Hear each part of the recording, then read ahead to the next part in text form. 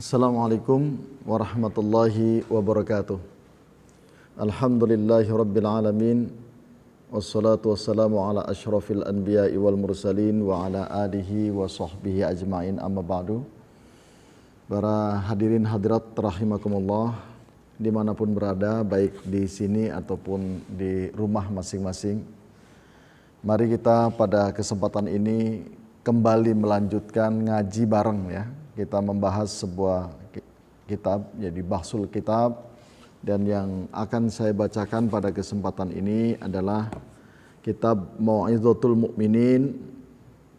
Ini adalah merupakan kitab ikhtisar dari Imam Al-Ghazali atau Ihya Ulumuddin, diikhtisarkan, diringkas menjadi Mau'izatul Mu'minin oleh Al-Allamah Syekh Jamaluddin Ibni Muhammad Al-Qasimi. Nah, ini ringkasan dari 5 jilid di Ihya Ulumuddin. Biasanya galibnya itu ada 5 jilid, itu Ihya Ulumuddin, dan kita ringkas, kita baca ringkasannya oleh Syekh Al-Qasimi ini dengan kitab Mau'izatul Mu'minin.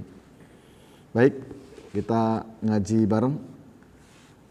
Bismillahirrahmanirrahim. Bayanus syuruti al-batinah min a'malil qalbi.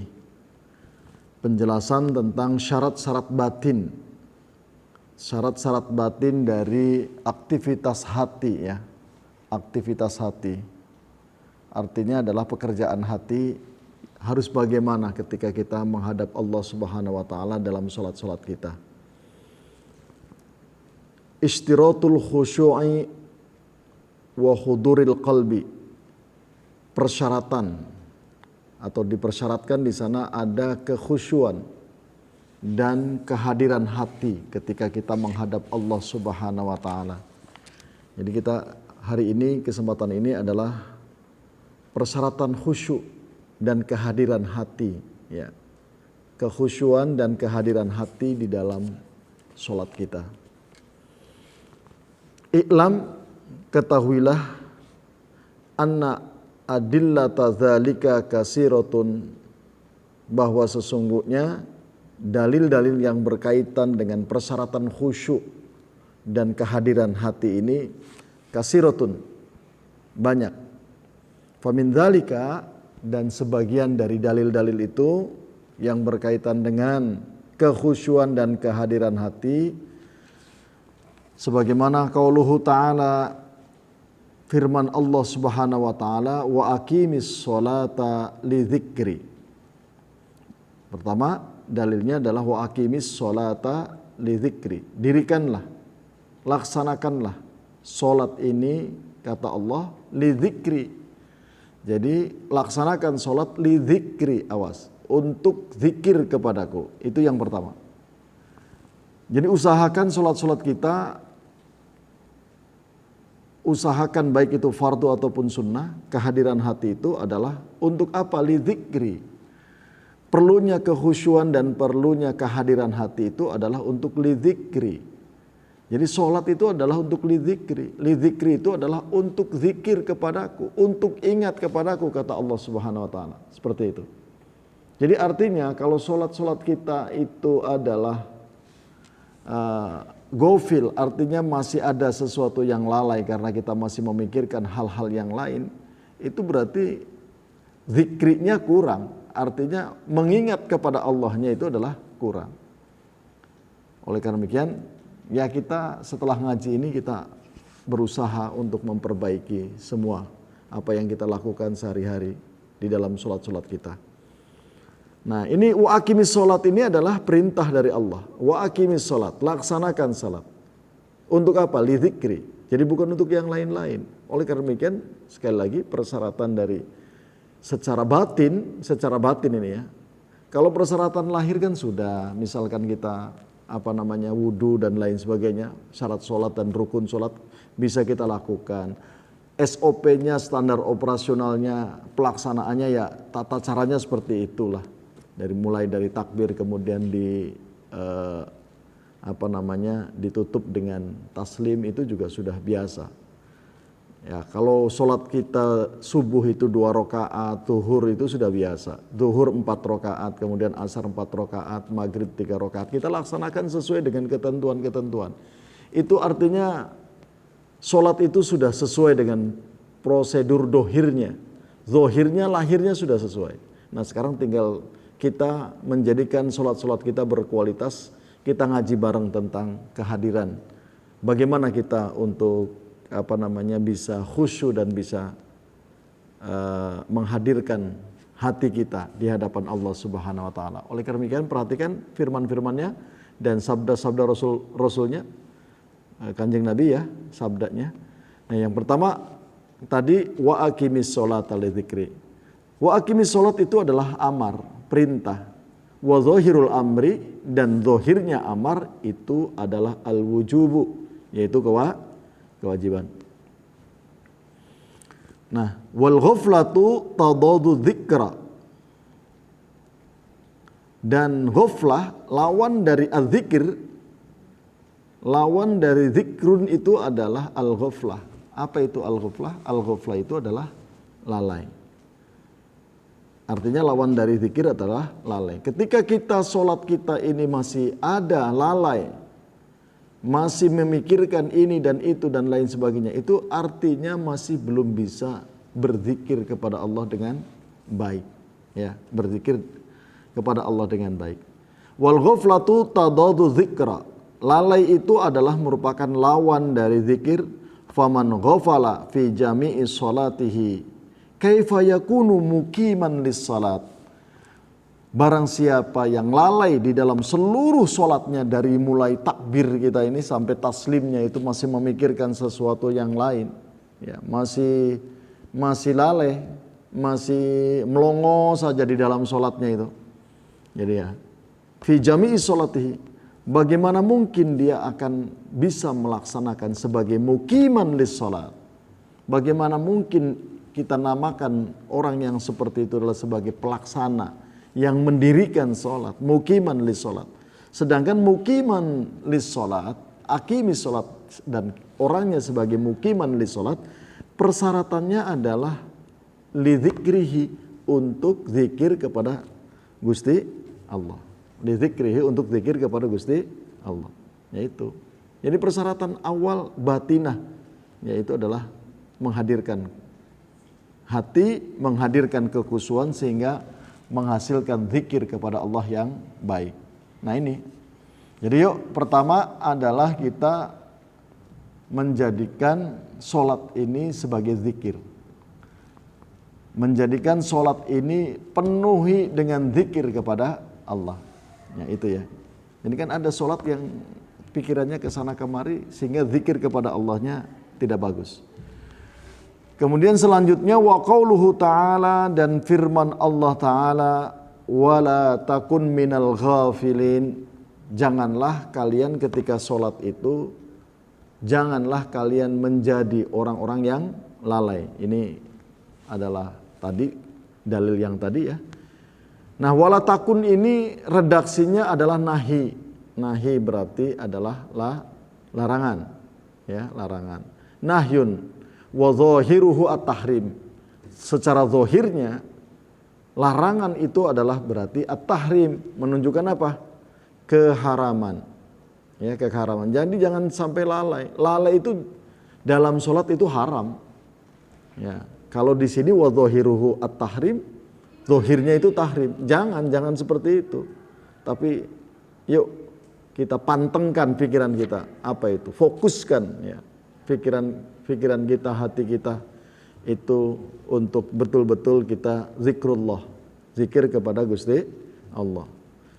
Kemudian firman Allah lagi di sini berkait dengan khusyuk dan hudurul qalbi, wa qauluhu ta'ala hatta ta'lamu, kalau kamu sedang sholat itu kamu bisa mendirikan sholat hatta ta'lamu, sehingga kamu mengetahui, memahami matakulun, apa yang kamu ucapkan di dalam sholat itu.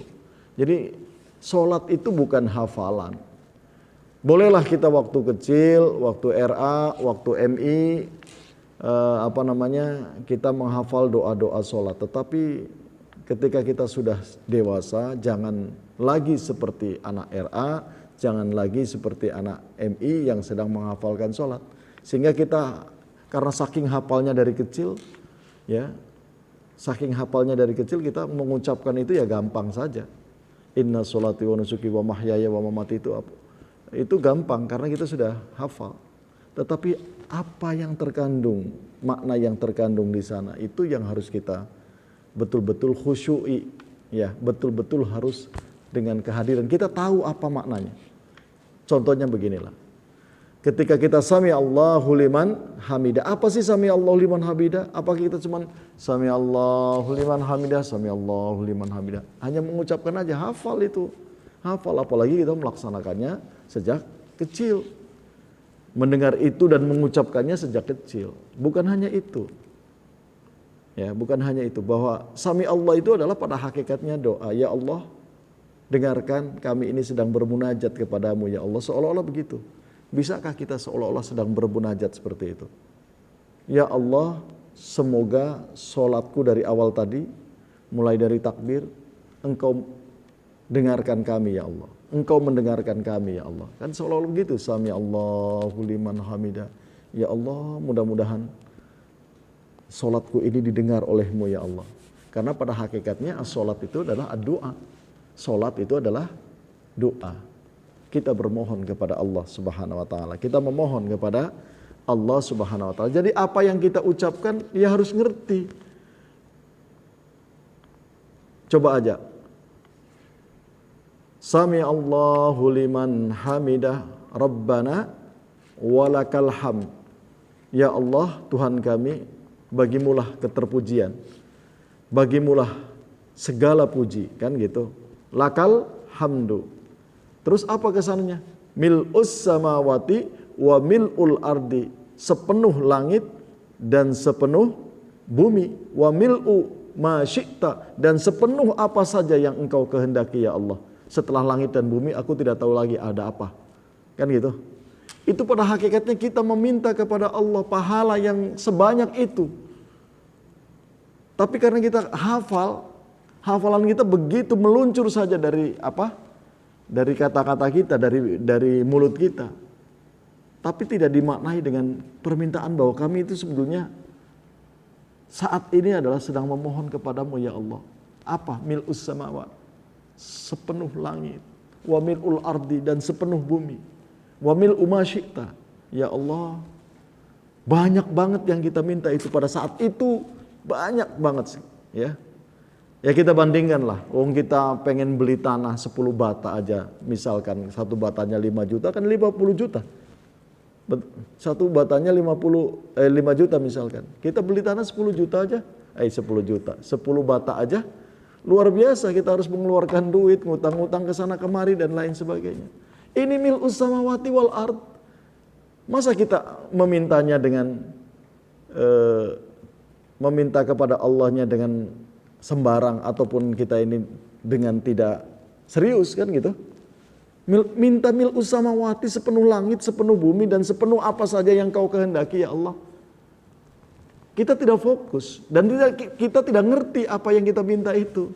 Nah, maka untuk saat ini mari kita tingkatkan kualitas sholat kita ya, supaya kita bisa kalau kata anak sekarang bisa ngepek ya. Sholat itu bisa ngepek, artinya berpengaruh terhadap kehidupan kita. Coba bayangkan kalau kita dikasih seluas langit dan seluas bumi. Ya Allah, iya kalau kita pikirkan begitu ya. Beli tanah aja misalkan 100 bata harus berapa kita sediakan uang. Dan dari mana itu?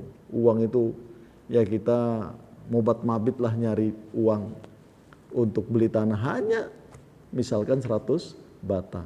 Nah kalau sepenuh langit, sepenuh bumi, berapa bata itu? Berapa hektar? Ya Allah. Nah inilah ketidakmengertian kita apa yang diucapkan di dalam sholat-sholat kita.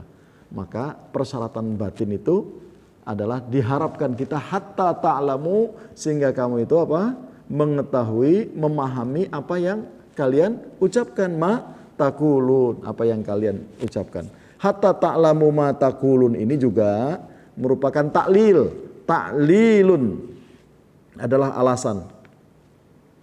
Alasan untuk linahi sakran, untuk melarang orang-orang yang pemabuk atau orang-orang yang sedang mabuk, ya, untuk melaksanakan sholat. Karena itu wahwa mutrodun fil ghafili al mustagrikil hammi bil waswas.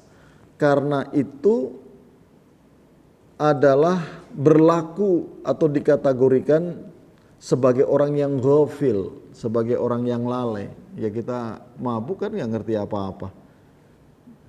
Kalau kita mabuk nggak sadar apa-apa apa yang kita ucapkan. Ya persis lah. Kalau orang yang lalai itu seperti orang yang sedang mabuk. Ya apa yang kita ucapkan tidak tahu. Begitu sadar, kamu ngucapin apa saja tadi nggak tahu. Nah itu, seperti itu.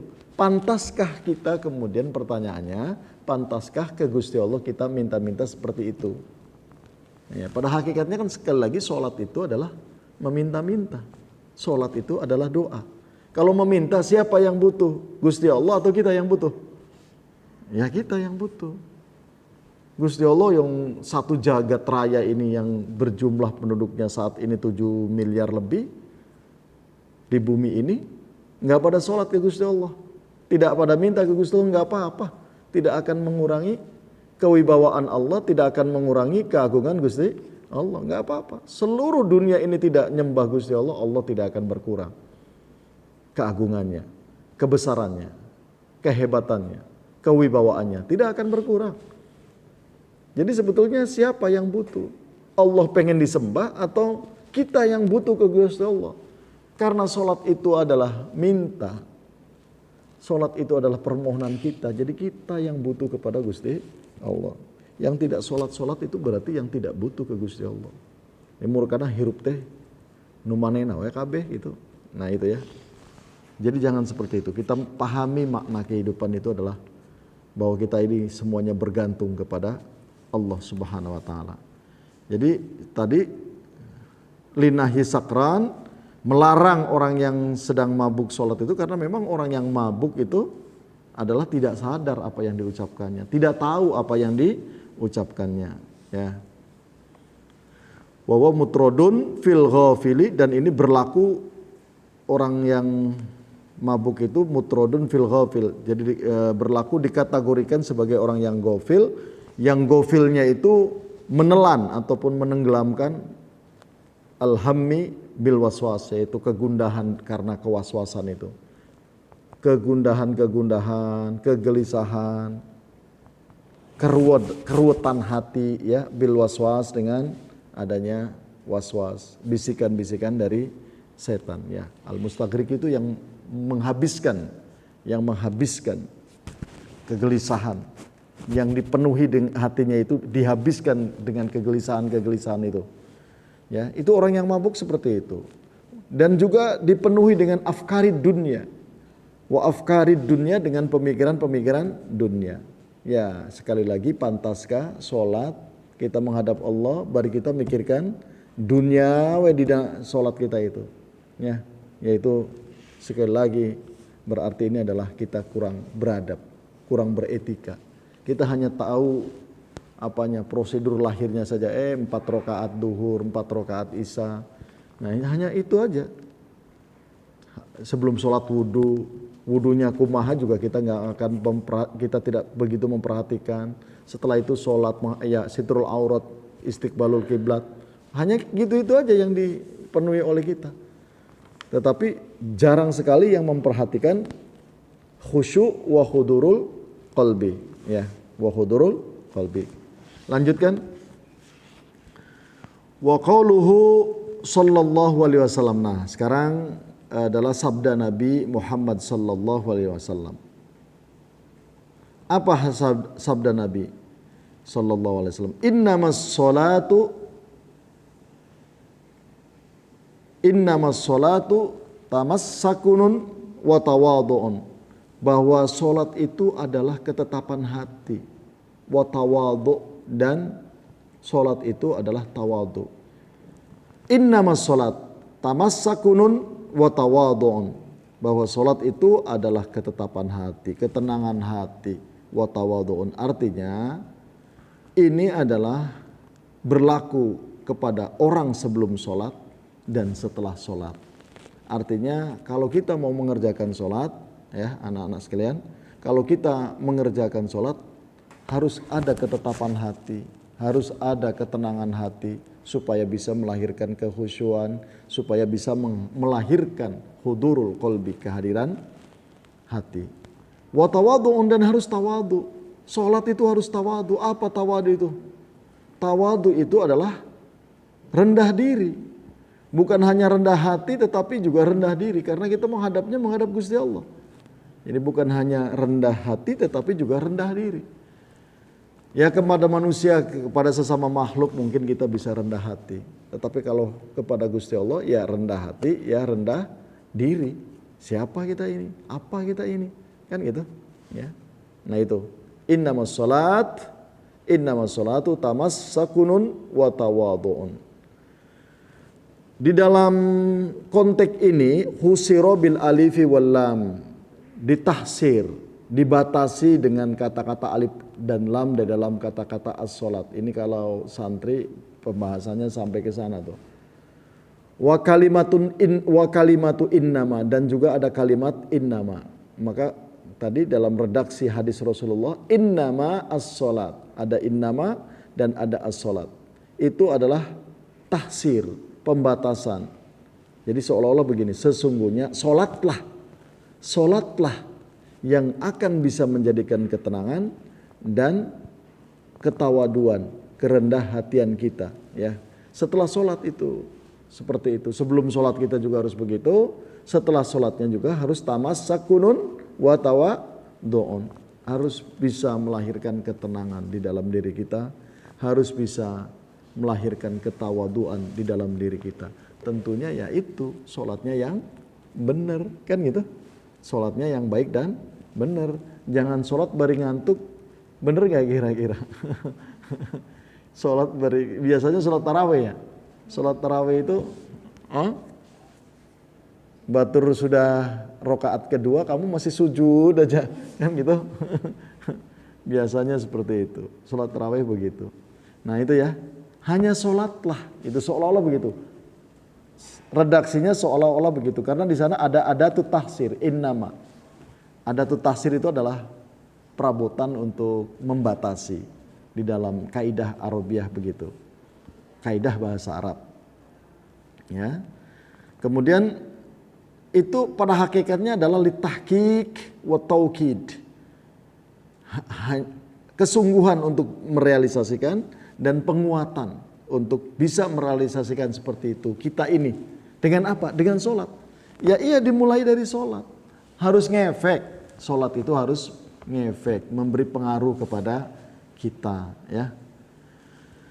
Selanjutnya wa qauluhu sallallahu alaihi wasallam, dan sabda Nabi Muhammad sallallahu alaihi wasallam, man lam tanhahu salatuhu anil fahsya'i wal munkar lam yazdad minallahi illa bu'dan. Hei sahajalma, yang solatnya, barang siapa yang solatnya itu tidak mencegah dirinya, diri orang yang solat itu, anil fahsya'i, dari perbuatan yang keji, wal mungkari, dan perbuatan yang mungkar. Mungkar itu ya perbuatan-perbuatan yang secara norma masyarakat ditolak, dilarang, nggak boleh. Itu namanya mungkar. Dan juga kata Al-Quran tidak baik, itu namanya mungkar.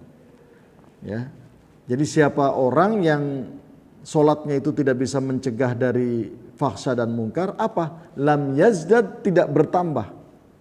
Minallah, dari Allah itu. Illa bu'dan, kecuali bertambah jauh. Illa bu'dan, kecuali bertambah jauh. Jadi solat kita nggak ngefek apa-apa, semakin jauh aja dari Allah. Nah itu. Na'udzubillah min dzalik. Semoga kita tidak termasuk yang ya solat ya nambah jauh. Karena memang kita nggak ngerti apa-apa tentang sholat kita, hakikat sholat kita. Oleh karena demikian, mulai saat ini kita sudah tua-tua, kita sudah sepuh-sepuh, makin tua kan gitu. Perbaiki sholat dulu. Nggak usah memperbaiki hal ini, hal itu, dan lain sebagainya. Sholat yang paling penting. Insya Allah, kalau sholatnya sudah baik, keluarga juga akan jadi baik, rumah tangga juga akan jadi baik, bergaul dengan tetangga juga baik, ekonomi juga semakin baik. Mudah-mudahan, sing yakin aja bahwa sholat itu akan bisa begitu. Coba aja sekali lagi kita dalam sholat, kita taruhlah ketika kita duduk di antara dua sujud, baca apa kira-kira? Rabbik firli warhamni, bukankah itu adalah doa? Itu doa. Rabbik firli itu apa? Ya Allah ampuni aku. Rabbik firli warhamni, ya Allah sayangi. Itu doa semua meminta kepada Allah. Kalau Allah sudah sayang kepada kita, apa yang ada di dalam lubuk hati kita Allah ngerti. Dan Allah akan mengabulkan, yakin akan mengabulkan itu. Karena Allah menyayangi kita. Contoh, ada anak dari keluarga kita ini yang lebaran tidak minta baju lebaran. Yang tidak minta baju lebaran. Tapi kita sebagai orang tua memberikan enggak kepada dia yang tidak minta itu? Pasti kita memberikan kepada anak yang tidak minta secara lisan. Karena kita apa? Sayang. Ya, kalau Allah sudah sayang, apapun yang ada di dalam otak kita, di benak kita yang tersembunyi itu akan dipenuhi oleh Allah Subhanahu wa taala. Kalau Allah sudah sayang. Makanya sayangnya Gusti Allah kepada kita minta. Rabbighfirli, pertama kita minta ampunan ke Gusti Allah. Kalau Allah sudah ngampunin, everything is easy, semuanya jadi mudah. Nah makanya Rabbighfirlinya, ngucapin Rabbighfirlinya ini yang berkualitas. Ngucapkan Rabbighfirlinya yang berkualitas, ngucapkan warhamninya yang berkualitas. Warhamni terus apa ke sana? Rabbighfirli warhamni terus wajburni. Apa wajburni itu? Tambal ya Allah kekurangan-kekuranganku, baik dosa, kemaksiatan atau rizki yang kurang ini. Tambal ya Allah, penuhi aku ini. Hebat itu kan doa. Kita nggak ngerti doa yang segitu hebatnya diucapkan tanpa konsentrasi dan tanpa fokus yang penuh. Jadi ya nya'ah lah gitu. Apa nya'ah itu? Sayang kita mengucapkan doa itu dengan tidak penuh kesungguhan dan keseriusan. Wajburni, tambahlah aku, tambal itu maksudnya apa? Ya kalau ada yang bocor dari aku tentang rizki, ya tambal ya Allah, sekarang penuhi ya Allah. Kan gitu. Wajburni terus, warfa'ni, kan gitu. Angkat derajatku ya Allah. Kalau saya sekarang masih jabatannya sampai tahap ini, mudah-mudahan Allah mengangkat derajatnya. Baik itu jabatan, baik itu kemuliaan, kewibawaan. Angkat derajatnya. Itu ada warfa'ni, angkat derajatku ya Allah. Ini derajat apa saja. Mau jabatan, mau duniawi, mau ukhrawi, kan gitu. Hebat itu doa, itu luar biasa. Kan kita sayang tidak khusyuk mengucapkannya. Terus warfa'ni, kemudian apa lagi? Warzukni. Di sana ada permintaan rizki lagi di sana secara khusus. Warzukni, dan rizkikanlah, berilah aku rizki. Kan gitu. Terus wahdini. Oke lah ya Allah, pokoknya kami minta petunjuk. Petunjuk yang baik, ke jalan yang benar, kan gitu, supaya aku tidak tersesat. Itu adanya di wahdini. Wa'afini, sehatkan aku ya Allah, kan gitu. Wa'afini wa'fu anni, dan maafkanlah aku ya Allah, kan gitu. Itu doa sangat luar biasa. Itu satu aktivitas di dalam duduk di antara dua sujud. Doanya seperti itu. Wah, ini sayang kalau kita tidak berusaha untuk melaksanakannya, ini sayang banget ini ya. Oke, kita lanjutkan. Wa sholatul ghafil tadi ya, artinya orang yang tidak bisa sholatnya itu mencegah dari fahsya wal munkar, itu dikategorikan sebagai sholatul ghafil. Wa sholatul ghafili, dan sholatnya orang yang ghafil, orang yang lalai tadi, la tamna'u minal fahsya'i wal munkari, tidak bisa mencegah dari perbuatan yang keji, fahsya wal munkar. Fahsya itu biasanya dilakukan oleh dua orang atau lebih, itu fahsya. Yang kejahatan atau perbuatan yang dosa itu yang dilakukan biasanya oleh banyak orang. Artinya dilakukannya bersama-sama dengan kerjasama. Itu fahsya. Seperti perzinaan kan gak mungkin satu orang.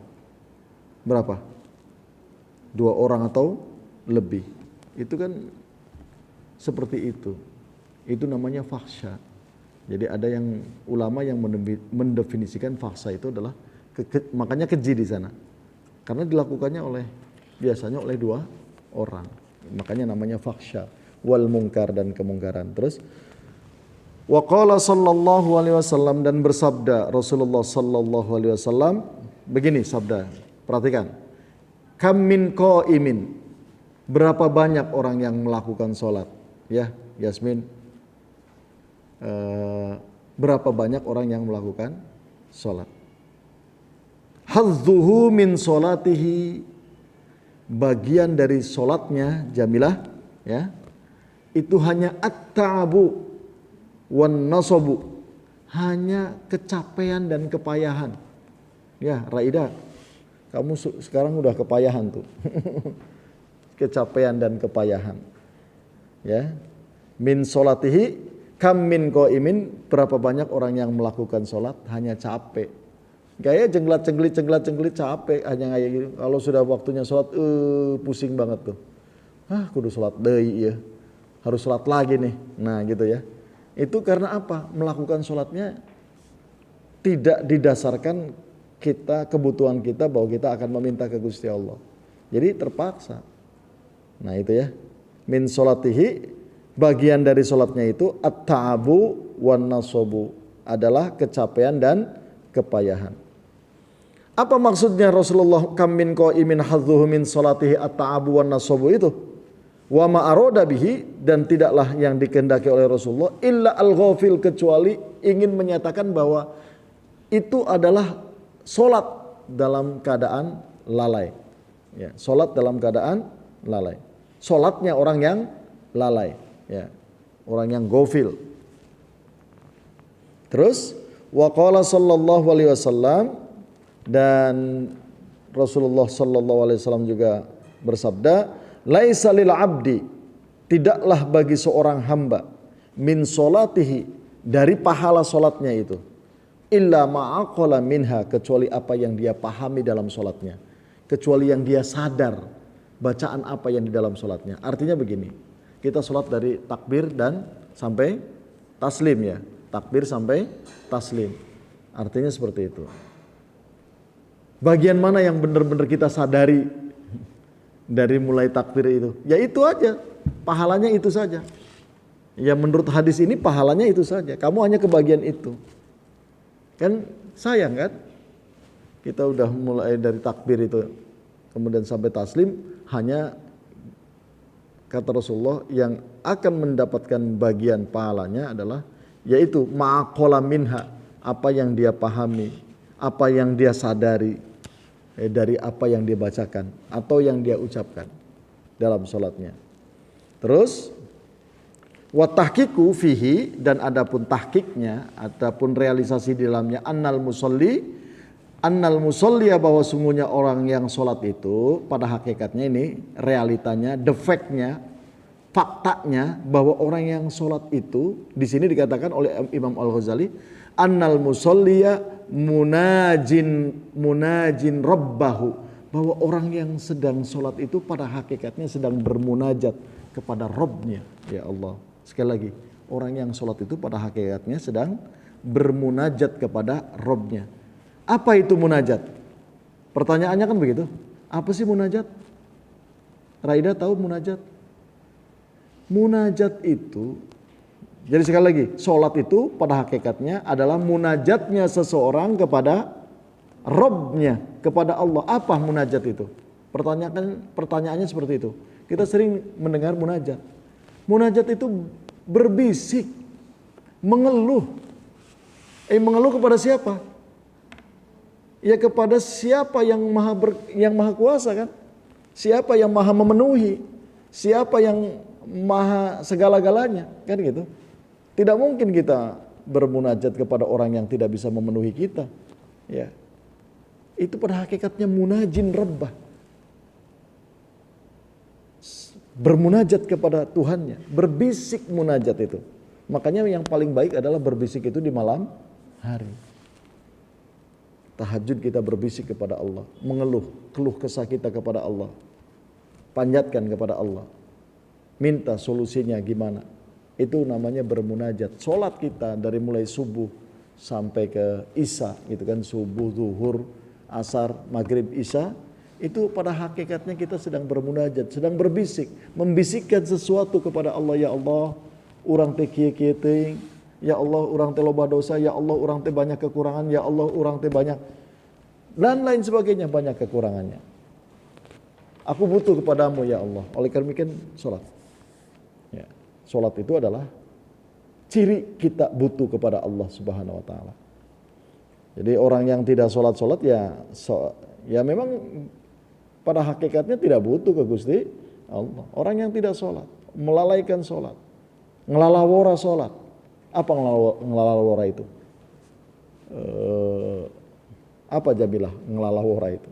Melalaikan ya, sembarang pada sholat itu. Ya, nah itu pada hakikatnya sedang bermunajat kepada Tuhannya. Bagaimana mungkin dalam munajat kita tidak paham apa yang kita munajatin? Nah gitu kan. Kama waroda bihil khobar wal kalamu ma'al ghaflah. Ya, ini kornya ini. Imam Al-Ghazali menitik beratkan ini. Wal kalamu minal ghaflah, ngomong, berbicara, berujar, ma'al ghaflati disertai dengan kelalaian, artinya tidak sadar ngomongnya apa.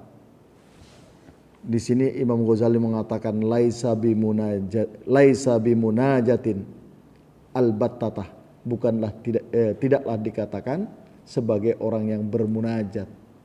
Ulangi, berbicara, mengungkapkan sesuatu, ngomong tanpa sadar dia apa yang dia omongkan, itu kata Imam Ghazali laisa bimunajatin, bukan bermunajat. Hakikatnya bukan bermunajat kepada Allah. Ya sayanglah. Albittata sama sekali.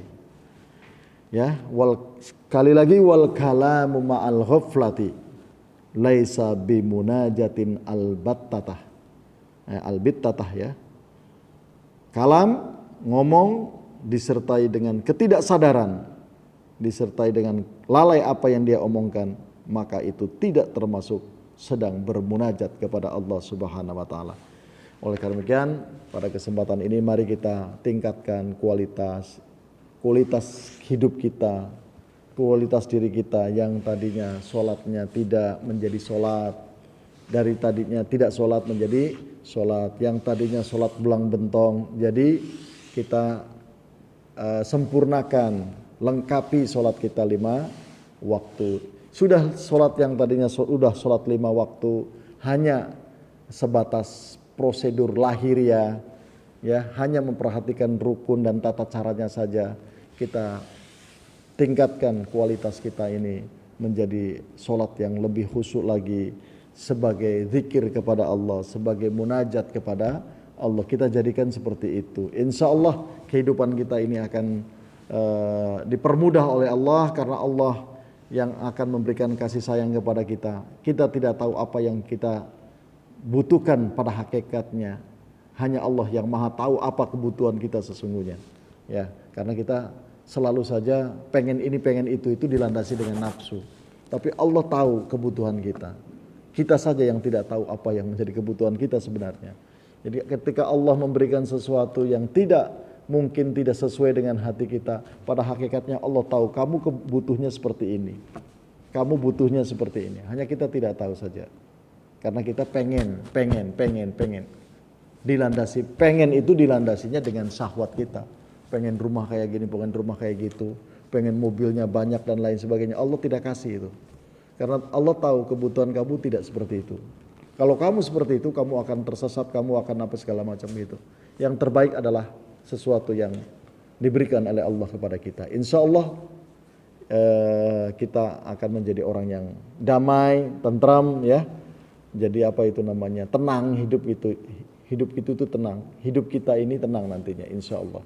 Sekali lagi mari kita sholat yang benar. Sholat jadikan sebagai zikir. Sholat kita jadikan sebagai munajat kita kepada Gusti Allah. Demikian yang saya sampaikan pada kesempatan kali ini. Wabillahi taufiq wal hidayah. Hasbunallah wa ni'mal wakil. Assalamualaikum warahmatullahi wabarakatuh.